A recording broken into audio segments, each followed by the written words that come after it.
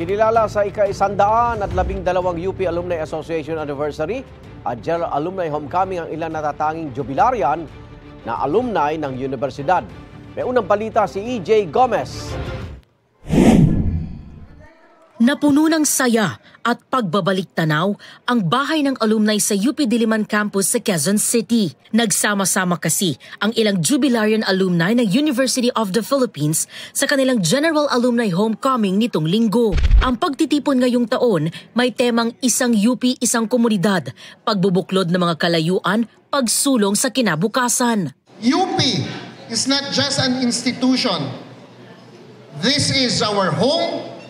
A home that embraces us, challenges us, and inspires us to make a meaningful difference in the world.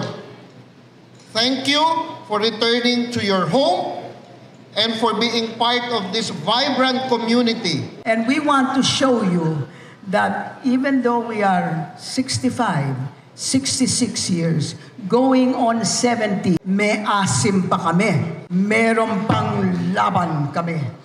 And we will show you what it is to fight and to fight clean for this university and for our country. Ilang jubilarians mula sa iba't ibang class ang nagtanghal, pinarangalan sa homecoming ang ilang Royal Diamond Jubilarians ng Class of 1959.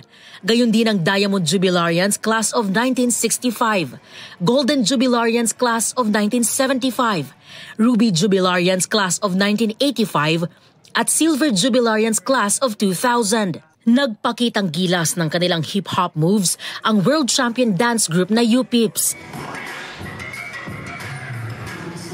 Ang king galing sa pagkanta naman ang ipinamala sa performance ng UP Concert Chorus.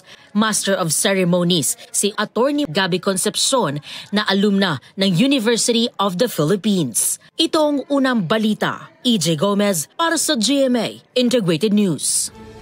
Igan, mauna ka sa mga balita, mag-subscribe na sa GMA Integrated News sa YouTube para sa iba't ibang ulat sa ating bansa.